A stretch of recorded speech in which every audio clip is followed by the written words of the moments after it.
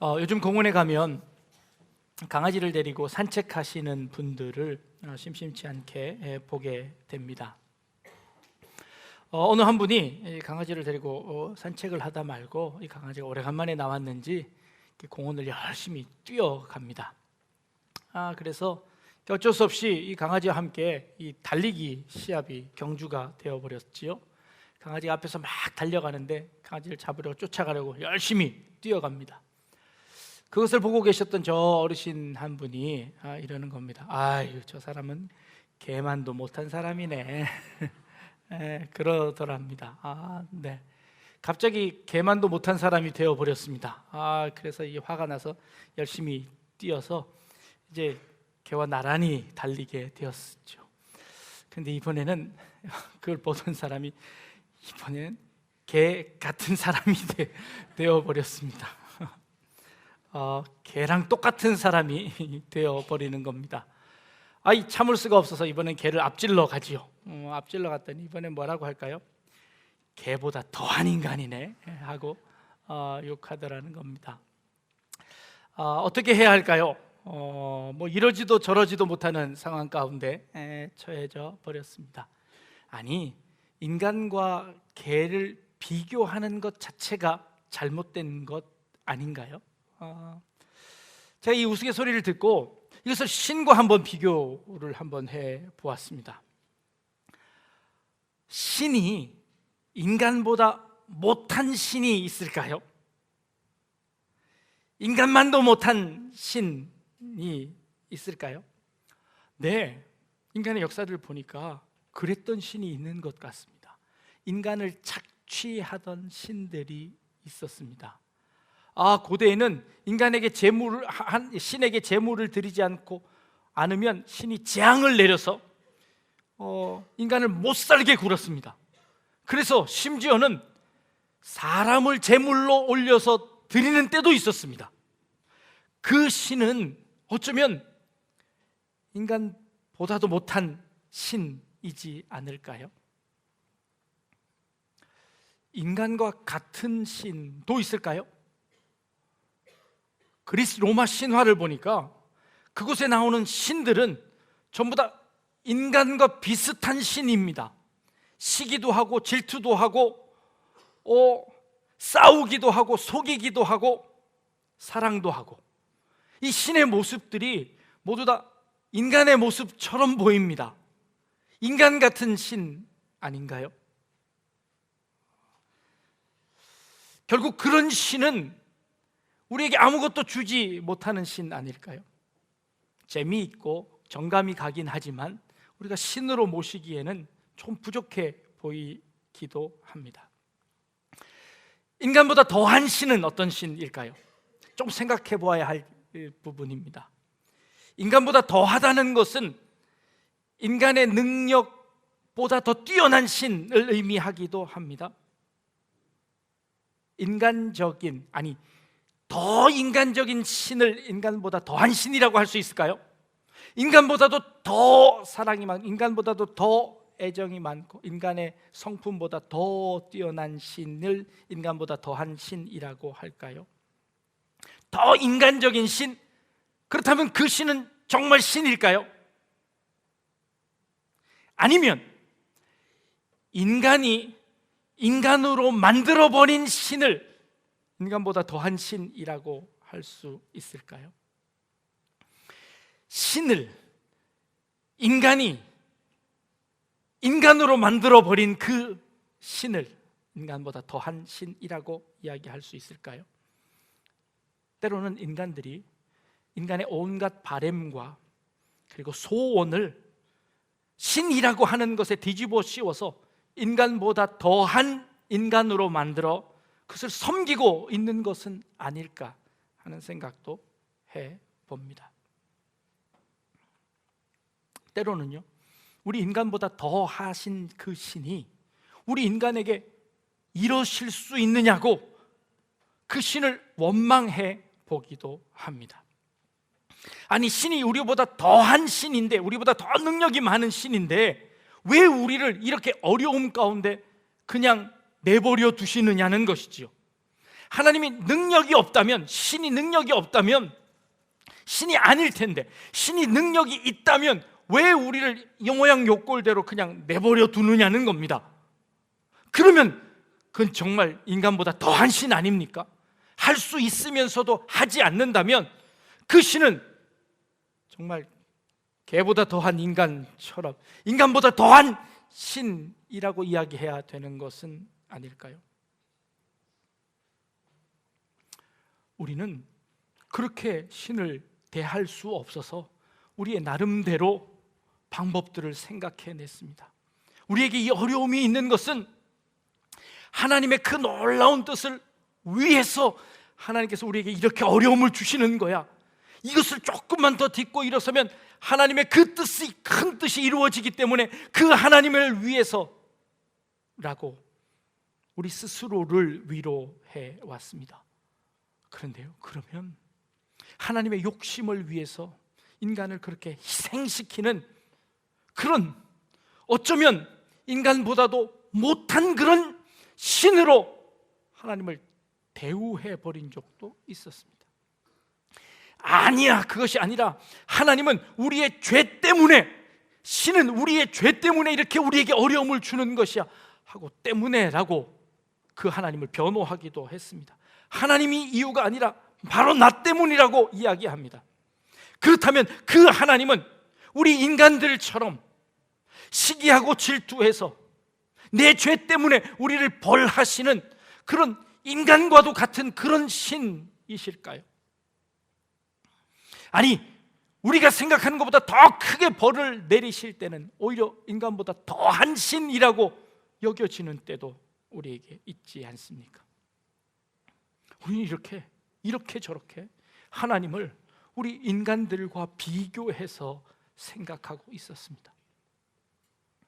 개와 경주하는 그 인간들을 보면서 우리는 우스갯소리로 이야기했지만, 그러나 실제로 우리는 신이라는, 하나님이라는 그분을 우리의 인간적인 모습들로 생각하며 그 하나님, 우리 인간과 비교하며 하나님을 이 모양 저 모양으로 평가해 오지는 않았습니까? 인간과 개를 비교하는 것은 그 비교 자체가 안 되는 것이죠. 그 인간을 무시하는 것이죠. 그렇다면 우리 인간과 신을 비교하는 것은 오히려 그 신을 무시하거나 그 신을 모욕하는 것은 아닐까요? 신을 모독하는 것이라는 것은 무엇일까요? 예수님이 돌아가신 죄목이 신성모독이었습니다. 하나님을 모독하고 성전을 모독했다는 이유로 예수님께서 십자가를 지셔야만 했습니다. 그 예수님은 하나님을 모독했다는 그 죄가로 오히려 지금 이곳에서 모욕을, 이 법정에서 모욕을 당하고 계십니다. 무엇이 신을 모독하는 것일까요? 하나님의 이름을 모독했답니다. 하나님을 모른다고 한 것이 하나님을 모독하는 것일까요? 하나님의 이름을 망령되이 일컫는 것이 하나님을 모독하는 것일까요? 그렇게 하면 하나님이 모독되나요? 그렇게 하면 하나님이 모욕을 당하시나요? 우리 인간이 어떻게 하나님을 모욕하면 하나님께서 모욕을 당하실 수 있을까요? 아니, 하나님이 모욕을 당한다고 하는 것 자체가 오히려 그것이 하나님을 모욕하는 것이 아닐까요? 5월 26일 한 달 전이었습니다. 신성모독이라는 주제로 말씀을 드렸습니다. 예수님의 죄가 성전을 모독한 것이었다고 했습니다. 예수님이 이렇게 말씀하셨죠. 이 성전을 헐어라. 내가 3일 만에 이 성전을 다시 세울 것이다 라고 말씀하셨습니다. 근데 성전을 헐어라 라고 하는 그 말이 신성모독이었다고 예수님을 잡아 가두었습니다. 예수님의 그 말씀은 비유였지요. 그 성전은 내 몸을 가르치는 것이다. 너희가 나를 죽여도 내가 3일 만에 다시 살아날 것이다 라는 것이었습니다. 아니, 누가 저 성전을 헐어봐라, 내가 3일 만에 지을게 라고 하는 것이 성전 모독이라고 생각할 수 있겠습니까? 비유로 하신 말씀이었겠지요. 그런데 그들은 그것이 성전을 모독한 것이라고 여겼습니다. 아니, 심지어 실제로 그 성전이 완전히 무너져 버렸습니다. 그리고 지금 그 성전이 있는 자리에는 이슬람 성전이 서 있습니다. 이것은 하나님에 대한 모독일까요? 그래서 하나님이 그것으로 모독받고 계실까요? 그래서 하나님이 화가 나셔서 그 성전 다 부수고 거기다가 성전 지어라, 예루살렘 성전을 다시 지어라 라고 하나님께서 말씀하실까요? 아니요, 하나님은 전혀 그것에 의해서 모독받고 계시지 않습니다. 심지어 솔로몬이 성전을 짓고 나서 이렇게 기도했지요. 저 천지에 계신 하나님을 어찌 내가 지은 이 성전 안에 가둘 수 있겠습니까? 하나님을 이 성전 안에 가둘 수 있다는 것, 그 생각 자체가 하나님을 모독하는 것입니다. 이 성전은 우리를 위해 지어진 것입니다 라고 솔로몬이 기도했습니다. 그렇다면 그 성전을 부순다는 것, 이거 신성 모독이 아니라는 것이죠. 오히려 성전은 무엇이라고 말씀하셨나요? 내 몸이 성전이다 라고 말씀하셨습니다. 오히려 성전을 모독한다는 것은 내 몸을 내 마음대로 사용하고 내 몸을 하나님을 위해서 사용하지 않는 것, 그것 자체가 신성 모독이지요. 내 몸을 하나님께 드리지 못하는 것, 그게 성전을 모독하는 것이지요. 그런데 눈으로 보이는 그 성전 허물었다고 해서 신성 모독이라고 예수님을 잡아 가두었습니다. 두 번째 제목이 하나님의 아들이라고 하는 것이었습니다.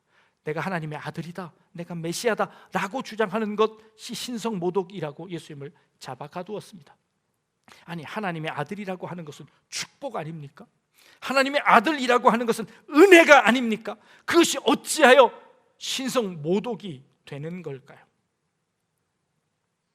하나님께서 우리를 사랑하시고 우리를 아들 삼아 주신 것, 이거 큰 은혜이고 감사해야 할 제목이죠. 이거는 하나님을 모독한 것이 아니라 하나님께서 베푸신 그 은혜를 찬양하는 것이지요. 그런데 그들은 예수님이 이렇게 하나님을 모욕했다고 예수님을 가두었다는 겁니다. 하나님이 모욕당한 것이 아니라 인간 스스로 만들어낸 그 하나님이 모욕당했다고 생각하는 것이지요. 자기 스스로 모욕당했다고 생각하는 것이었습니다. 종교를 비판했던 포여바흐라는 철학자는요, 이렇게 이야기합니다. 진짜 하나님은 어떤 모습이었을까요?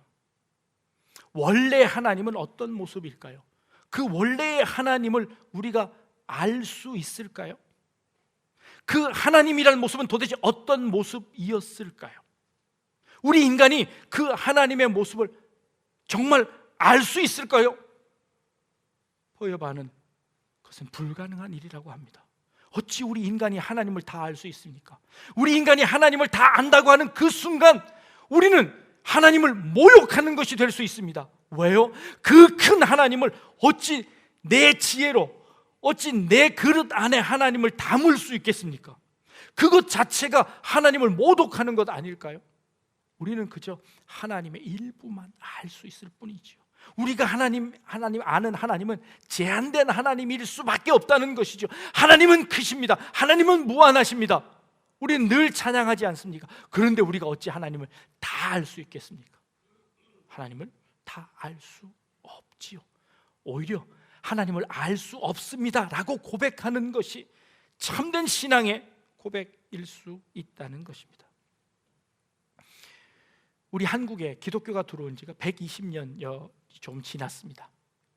이 기독교의 원래의 모습은 어떤 모습이었을까요? 우리는 신앙에 대해서 전혀 몰랐습니다.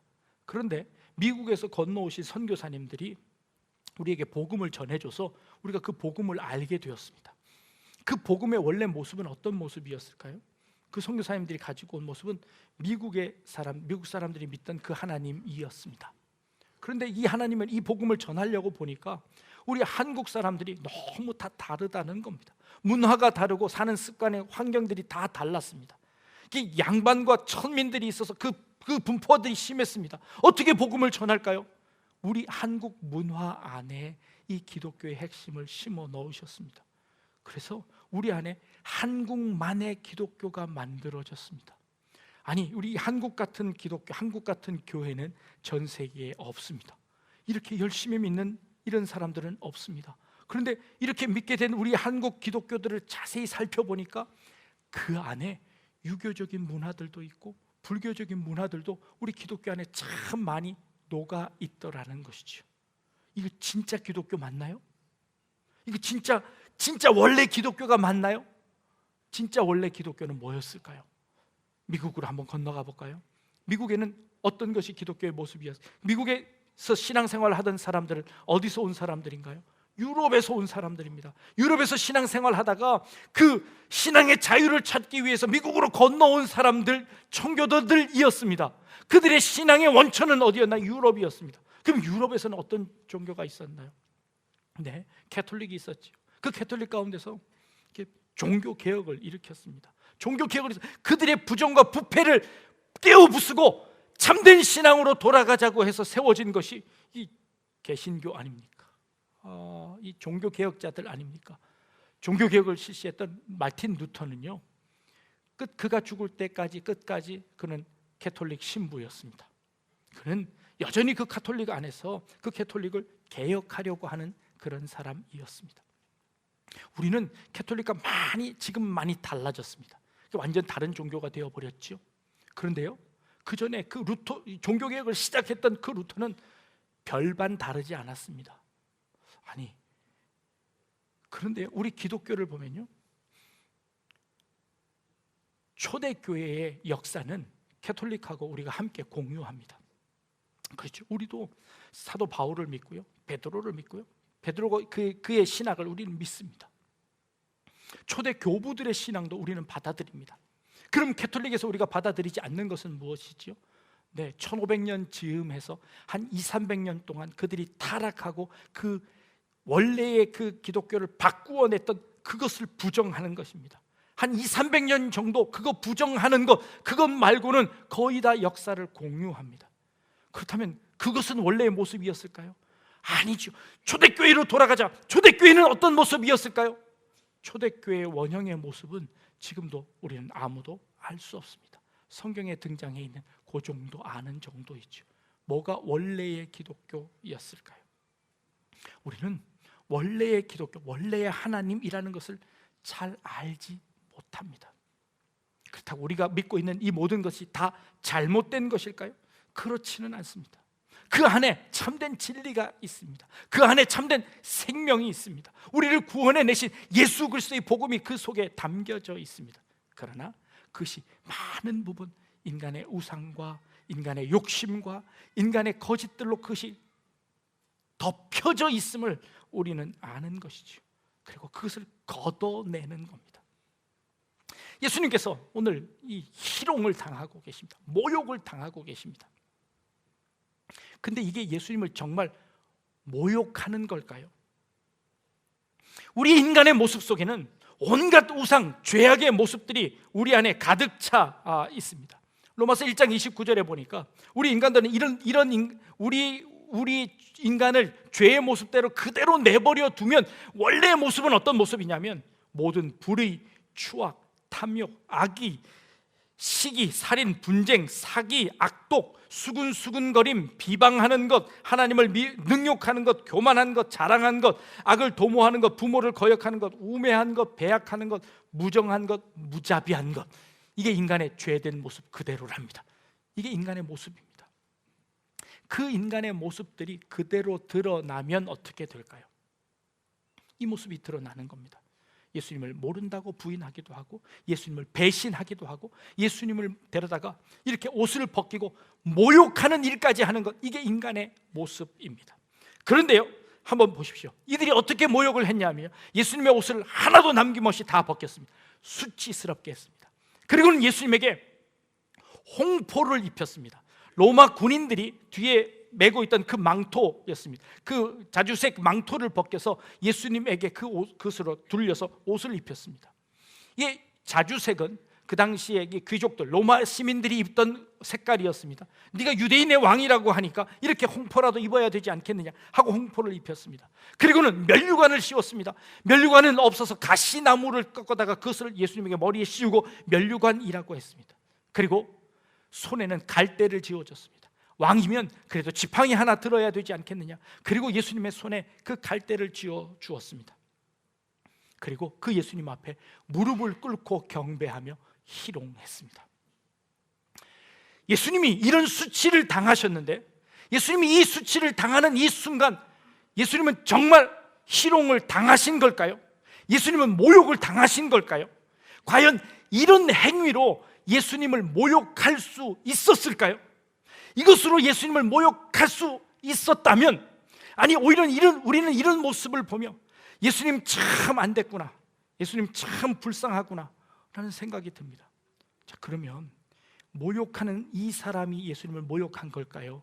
아니면 예수님을 불쌍히 여기는 우리가 예수님을 모욕한 걸까요? 처음에 했던 비유처럼 개보다 못한 인간일까요? 아니면 개와 같은 인간일까요? 그 하나님이 우리 인간보다 더 못하셔서 저렇게 핍박을 받고 계시네 라고 생각한다면, 우리가 그 예수님을 인간보다 못한 예수님으로 처분하는 것 아닌가요?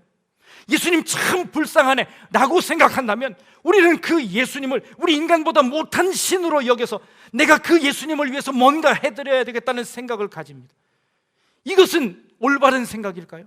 이것은 우리가 예수님을 위한 생각일까요? 아니, 예수님을 위한다는 것이 도대체 무엇입니까? 우리 인간이 신을 위해서 할 수 있는 것이 무엇일까요? 인간이 신을 위해서 뭘 한다는 것이 정말 신을 위한 것일까요? 주님은 이 순간에 아무런 반응도 하지 않으십니다. 아무런 대꾸도 하지 않으십니다. 어떠한 반응도 보이시지 않고 그 모든 것들을 그대로 감내하십니다. 그 모든 것을 참고 기다리십니다. 어떠한 반응도 보이지 않고 그 수치를 다 당해내십니다. 모욕을 받으신 걸까요? 모욕을 받지 않으신 걸까요? 주님은 그것이 모욕이라고 여겨지지, 아니 그것으로 주님을 모욕할 수 없다는 것을 아셨습니다. 우리 인간이 어떤 것으로 신을 모욕할 수 있습니까? 모욕할 수 없습니다. 우리가 어떤 방법으로 신을 위할 수 있습니까? 우리 인간이 아무것도 위할 수 없지요. 주님은 그것을 아셨습니다. 그래서 참고 기다리셨습니다. 어떤 방법으로든 인간들이 개와 견주어서 비교할 수 없습니다. 어떤 방법으로든 인간이 신과 견줄 수 없습니다. 주님께서는 그 견줄 수 없는 인간과의 관계를 어떤 방법으로 극복하셨냐면 사랑이라는 방법으로 극복해내셨습니다. 침뱉는 그들에게, 멸시하고 수치를 부는 그들에게 저들의 죄를 저들에게 돌리지 마옵소서 라고 그들을 끌어안으셨습니다. 예수님을 배신했던 그 가룟 유다조차도, 아니 예수님을 모른다고 부인했던 그 베드로조차도 예수님께서 그를 사랑하시며 그를 끌어안으셨습니다. 이게 예수님께서 인간과 견주지 않고, 인간과 싸우지 않고, 인간과 다투지 않고 그 인간을 다 끌어안을 수 있는 방법으로 사랑의 방법을 우리에게 주셨습니다. 이게 신앙입니다. 우리가 예수를 믿는다는 것, 예수님처럼 살아간다는 것, 무엇을 의미하는 걸까요? 바로 그들과 다투지 않는 것, 싸우지 않는 것, 바로 이 예수님의 방법을 배우는 것인 줄 믿습니다. 예수님께서 우리에게 보여주셨던 그 방법, 예수님을 믿는다는 것, 예수님을 따라 산다는 것은 바로 예수님처럼 살아가는 겁니다. 우리는 조그만 일에도 자존심 상해합니다. 우리는 조그만 일에도 금방 분을 냅니다. 우리는 조그만 일에도 화가 납니다. 하나님 왜 나에게 이 일들을 이루어 주지 않습니까? 하나님 왜 내 기도를 들어주시지 않습니까? 하나님, 내가 조금만 돈이 더 많으면 내가 멋진 일을 위해서, 하나님을 위해서 일을 해드릴 텐데, 내가 조금 머리가 좋아서 지혜가 있으면, 내가 명예가 있으면, 내가 돈이 있으면 이 일들을 할 텐데 라고 생각합니다. 내가 하나님을 위해서 뭔가를 해야 된다고 생각합니다. 그리고 모욕당하고 있는 그 하나님의 입장에서 내가 대변해서 하나님을 변호해야 된다고 생각합니다. 내가 그 하나님을 위해서 일해야 된다고 생각합니다. 뭐가 하나님을 위해서 하는 것입니까? 하나님을 위해서 하는 것? 아니, 예수님처럼 사는 겁니다. 그 모든 것들을 껴안고 모든 것들을 끌어안아 그것 위에 서는 겁니다. 다른 차원의 해답을 찾아내는 겁니다. 그게 주님께서 보여주신 것이 바로 사랑이라고 우리에게 말씀하고 계시는 겁니다. 주님을 모욕하는 이 로마 군병들, 아니 그것을 보고 화를 내며 예수님을 변호하려고 하는 우리의 모습들도 어쩌면 예수님을 모욕하는 모습일 수 있다는 것을 늘 잊지 않고, 우리 가운데 내가 만들어낸 신, 내가 내 욕심을 투영시켜서 만들어낸 그런 신의 모습들을 제하여 버리고 정말 주님께서 우리에게 보여주신 참된 모습, 예수님께서 우리에게 보여주신 참된 그 사랑의 그 모습들로 우리의 삶을 살아낼 수 있기를 바랍니다. 그래서 더 이상 세상과 경주하지 않고 개와 견주지 않고 개를 앞서거나 뒤서거나 그와 같이 달리는 그것으로 인하여 자랑하고 그것으로 인하여 만족하는 것이 아니라 예수님께서 살아내신 그 삶을 살아낼 수 있는 그런 우리 성도님들 다 되실 수 있기를 주님의 이름으로 축복합니다. 기도하겠습니다. 하나님, 어떤 것으로도 모욕당하지 아니하시는 하나님이신 줄로 믿습니다. 인간의 어떤 노력으로도 하나님을 위할 수 없음 또한 저희들이 깨닫습니다. 주님께서 우리에게 보여주신 그 삶을 저희도 함께 살아가길 원합니다. 그것이 어떤 모습인지 정확히 모든 것을 다 명확히 알 수 없지만 그러나 그 모름을 견디고 한 걸음 한 걸음 나아가 예수님을 따라가고 예수님을 닮아가는 그런 우리의 삶이 되게 하여 주옵소서. 감사드리며 예수님의 이름으로 기도합니다. 아멘.